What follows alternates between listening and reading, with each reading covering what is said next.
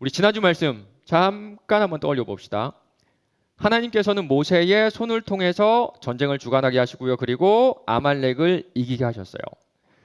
그런데 지금 당장 아말렉이라는 민족을 완전히 멸망하실 것이다 이런 말씀이 아니라 때가 되면 완전히 멸망시킨다는 그런 약속이었죠. 그 약속이 이루어질 때까지 이스라엘은 500년 동안이나 아말렉과 치열한 전쟁을 벌여야만 했던 겁니다. 신약시대에 와서야 모세가 손을 들었던 그 의미가 무엇인지 명확하게 드러났다 그랬죠. 언덕, 양팔을 벌린 사람, 좌우에 한 사람씩 두 사람. 예수의 죽음으로 우리는 영적인 승리에서 최종 승리를 얻었습니다. 그러나 그날이 오기까지 우리는 사탄과 끊임없는 영적 전쟁 가운데 있다 그랬어요. 우리의 모든 일상을 통해서 사탄은 거짓말하면서 우리를 속이고 넘어뜨리는데 지금 혈안이 되어 있습니다. 영적 감각이 있는 지체들은 지금 이 영적인 전쟁을 하고 있을 것이고요.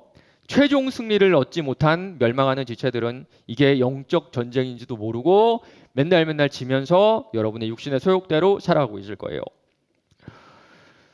그래서 히브리서 기자는요, 매일마다 지는 여러분에게 이런 솔루션을 주죠. 예수를 바라보라. 예수를 바라보라. 그러나 그냥 바라보는 것이 아니라 예수에게 눈을 고정하기 위해서는 먼저 다른 것들로부터 눈을 돌리라고 그랬어요. 그렇죠? 그래서 제가 적용으로 한 주간 전도서를 읽자고 했는데 여러분 읽으셨나요?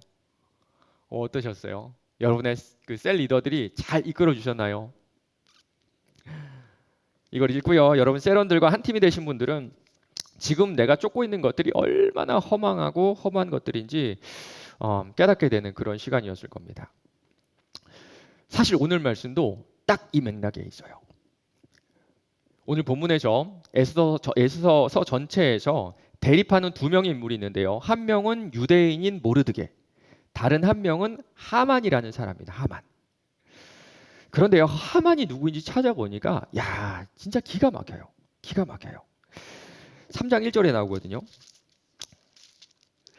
그 후에 아하수에로 왕이 아각 사람 함무다다의 아들 하만의 지위를 높이 올려. 아각 사람 함무다다의 아들 하만. 아각 사람이라고 하는 여러분, 아각 사람이 어떤 사람인 줄 아세요? 화면 보여주세요. 사무엘상 말씀입니다. 사울이 하윌라에서부터 애굽 앞 술에 이르기까지 아말렉 사람을 치고 아말렉 사람의 왕 아각을 사로잡고 칼날로 그의 모든 백성을 진멸하였으되 아말렉 사람이죠. 네. 아말렉이라는 나라는 이미 멸망했습니다. 이스라엘도 망해서 지금 바벨론의 포로로 사로잡혀 왔죠. 그리고 이때가 언제냐면요. 모세가 아말렉과 첫 번째 전쟁을 했던 팔을 들고 이겼던 그때 이후로 한 1000년 가까이 지났을 때예요. 그런데 지금까지도 그 자손들을 통해서 이스라엘과 아말렉의 전쟁이 계속되고 있는 겁니다. 맞습니다. 이 사건은요, 예수님이 오시는 그날까지 영적 전쟁이 끊이지 않을 거라는 하나의 사인이기도 해요. 그러면 도대체 모르드게와 하만 사이에 어떤 일이 있었을까요? 잠깐 한번 들어보시기 바랍니다.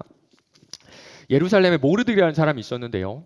바벨론이 쳐들어와서 그 사람을 포로로 잡아갔어요. 이 모르드게는요, 에스더라는 그 처녀랑 함께 살고 있었는데 딸은 아니었고요. 말씀 보니까 그의 삼촌의 딸이라 그래요. 그러니까 뭐 그 촌수 관계를 정확히 따지자면 사촌 동생 정도 그 정도 됐을 것 같습니다. 그런데 나이 차이가 많이 나가지고요. 마치 딸처럼 에스더를 길렀다 그래요. 그러다 나중에 아주 예뻤던 에스더가 바벨론의 왕 아하수에로의 눈에 들어가지고 처음에는 후궁이 되었다가 나중에는 왕후가 되는 그런 영광을 얻습니다. 여기까지는 정말 좋은 일만 있을 것 같았어요. 그런데 그 이후에 큰 문제가 생겨버립니다. 바벨론에서 가장 높은 관직에 있었던 사람이 바로 아각 사람 하만이었기 때문이에요.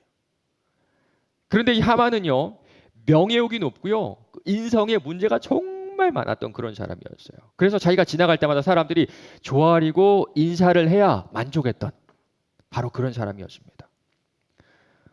그런데 모두가 하만에게 인사하고 좋아하고 쩔쩔매는데 딱 한 사람만 하만을 무시하고 인사하지 않았던 사람이 있었어요. 그 사람이 바로 모르드게였습니다.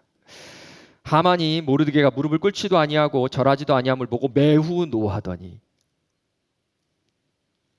하만이 아말렉 사람이란 걸 모르드게가 알았을까요? 몰랐을까요? 본문 보니까요, 알았을 것 같아요. 지난 1000년 동안 이스라엘 사람들은요, 아말렉에 대한 분노가 있었어요. 1000년 전에 출애굽할 때부터 그냥 지금까지 계속 끊이지 않고 계속 괴롭히던 것이 바로 아말렉 민족이었거든요. 그래서 모두가 절하고 쩔쩔매던 하만을 개인적인 감정으로 무시해 버린 겁니다. 여러분, 이게 별거 아닌 것 같지만 어떤 상황이냐면요. 우리 미안해요. 군필자들 한번 생각해 보세요. 여러분이 병장인데요. 이등병이, 같은 소대 이등병이 여러분이 지나가는 것을 보고도 아는 체도 안 하는 겁니다. 우리 자매들도 한번 생각해 보세요. 나를 뻔히 잘 아는 우리과 후배가 과대표인 나를 쳐다보고 아는 체도 안 하고 인사도 안 하고 무시하고 그냥 지나가 버리는 거예요. 진짜 열받는 상황이죠. 그렇죠? 사실 모르드게와 하만의 차이는요, 그 정도 차이가 아니라 뭐 장군하고 일개 병사 차이, 아마 국무총리랑 그냥 말단 구급공무원 정도 차이, 아마 그 정도 났을 겁니다. 그런데 모르드게가 인사를 안 하는 거예요. 하만이 볼 때는 처음에 뭐 화가 나는 정도가 아니라 그냥 어이가 없었을 겁니다. 왜 저러지 쟤는? 쟤는 뭐지? 그래서 알아보니까 유대인. 우리 조상들의 나라를 완전히 멸망시켰던 유대인. 하만의 마음속에 분노가 치밀어 오르기 시작합니다. 5절 6절 보면요, 이런 모르드게가요, 하만이요, 모르드게 한 사람이 아니라 유대인 전체를 죽이기로 마음먹어요. 진짜 잔인한 사람이죠. 개인의 감정 때문에 수백만 명의 사람들을 지금 죽이려고 하는 겁니다. 그렇게 계략을 꾸미고요, 왕에게 뇌물을 바치고 허락을 얻어요. 9절 10절 말씀이에요. 왕이 옳게 여기시거든 조서를 내려 그들을 진멸하소서.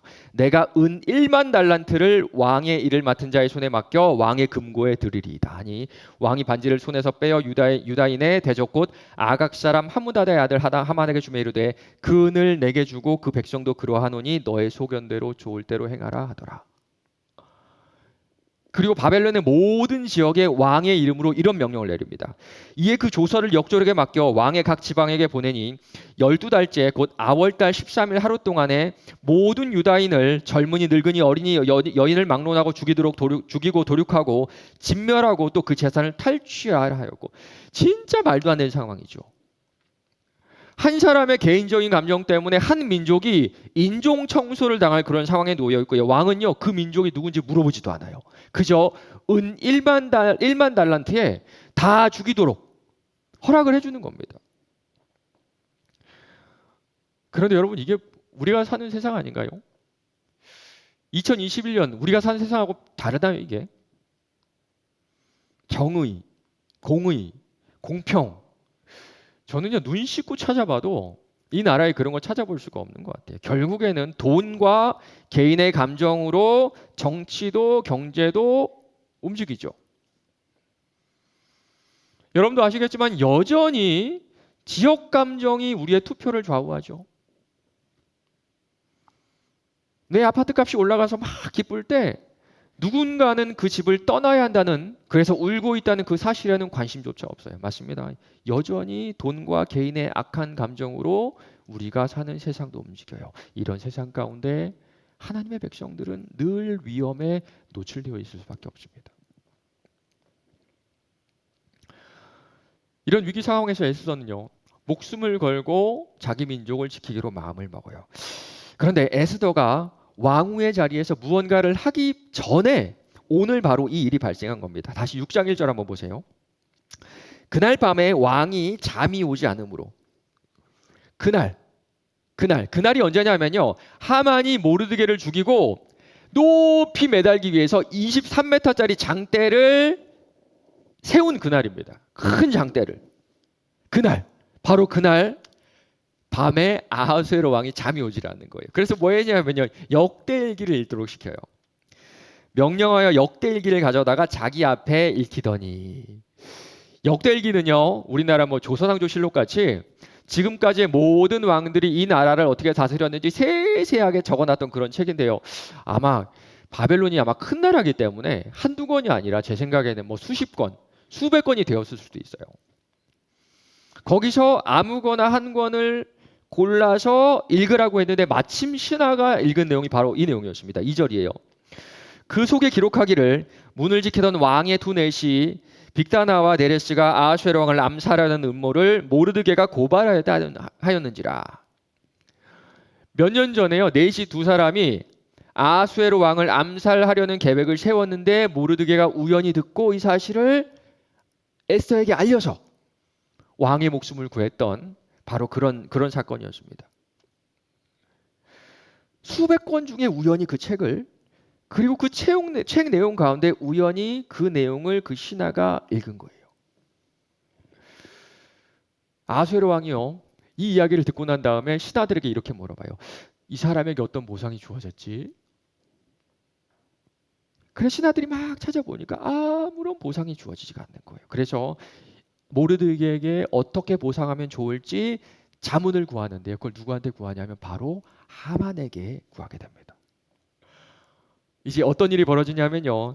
하만이 자기가 죽이려고 했던 모르드게에게 왕의 옷을 입히고요. 왕의 말을 태우고요. 왕의 관을 씌워주고요. 자기가 그 말을 끌고 다니면서 모르드게의 이름을 높이기 시작합니다. 이 사람은 존귀한 사람입니다. 왕이 존귀하기를 원하는 사람은 왕께서 이렇게 영광을 베풀어 주십니다. 그 이후에 에스더의 용기로 하만의 계략이 낱낱이 드러나고요. 모르드게를 매달려던 그 장대에 하만이 달리면서 이 모든 사건이 끝나게 돼요. 모르드게를 매달려고 한 나무에 하만을 다니 왕의 노가 그치니라. 여러분 중간중간에 어떤 일이 있었는지 오늘 집에 가서 읽어보세요. 진짜 재밌습니다. 에스더서는요 정말 드라마같이 재밌어요. 이렇게 온 민족이 민족적인 구원을 얻은 날이 바로 불임절인데요. 왜 불임절이냐면요. 하만이 아까 들으셨죠? 이스라엘 백성들을 죽이는 날을 제비를 뽑아서 정했거든요.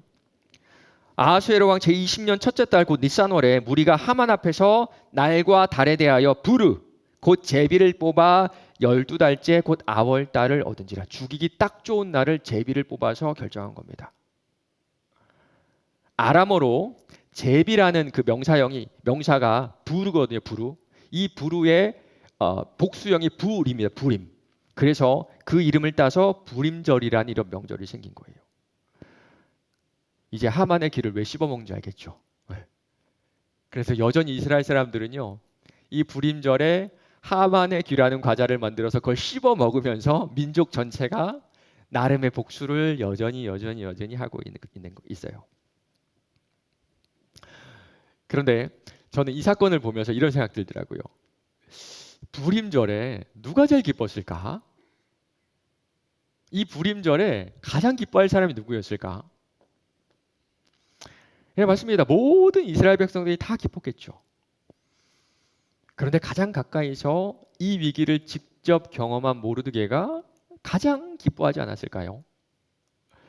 이스라엘 사람들을 다 죽이라는 조서도 직접 받고요. 자기가 달려 죽을 그 장대도 자기 눈으로 직접 봤을 겁니다. 이미 이전에도 이스라엘에는요. 6월절 그리고 초막절, 칠칠절이라는 3대 큰 명절이 있었어요. 불임절은요. 아주 나중에 만들어진 명절이고요. 그런데 모르드게만큼은요. 이 불임절이 6월절보다 초막절보다 칠칠절보다 더 큰 명절로 다가왔을 것 같아요. 그래서 해마다 2월이 오면요. 모르드게는 완전히 다른 사람이 됐을 것 같아요. 막 바쁘게 살다가도 막 정신없이 살다가도요. 2월이 되면 불임절이 가까우면요. 내가 살았고 우리 민족이 살았던 그 은혜, 그 하나님의 깊은 은혜 속으로 들어가 그 은혜를 누리지 않았을까 그런 생각을 해봅니다. 2017년 8월에 공부하다가 갑자기 몸에 마비가 와가지고 팔다리도 움직이지 않고요. 입도 완전히 굳어버렸습니다. 그때 병원 침대에 이렇게 누워있는데 너무 허무하더라고요. 정말 주의 일을 더 잘해보고자 미국까지 와서 열심히 공부했는데 결국에는 팔다리 마비되고 말도 못하는 장애를 가진 사람으로 살아가게 되는구나. 두 가지 마음이 있었는데 첫 번째는 되게 허무했어요. 그 두 번째는 우리 아내랑 애들 어떻게 하지?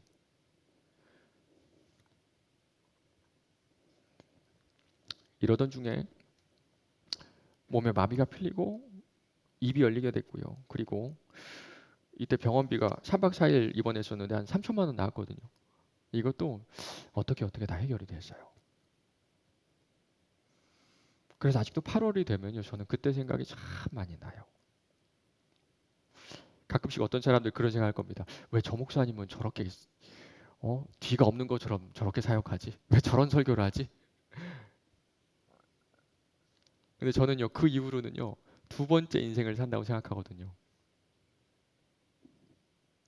그래서 8월의 어떤 날은요, 저에게 있어서만큼은 설날보다 추석보다 훨씬 더 중요한 명절이요. 제 개인적인 명절.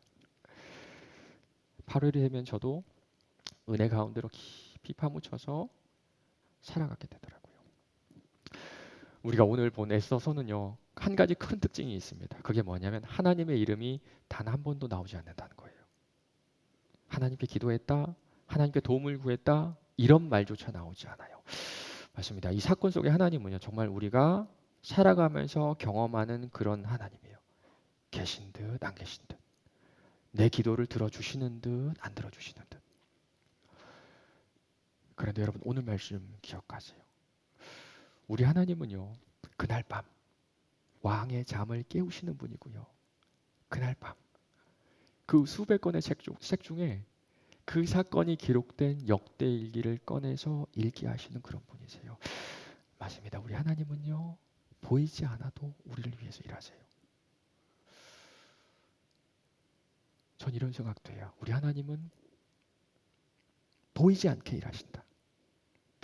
보이지 않게 일하시는데요, 다 지나고 보면 처음부터 끝까지 내 모든 삶이 하나님의 두 손 안에 있었다고 고백하게 하시는 분이에요. 저도 저 당시에는 정말 몰랐습니다. 하나님이 저를 버리셨다, 그런 생각밖에 들지 않았고요.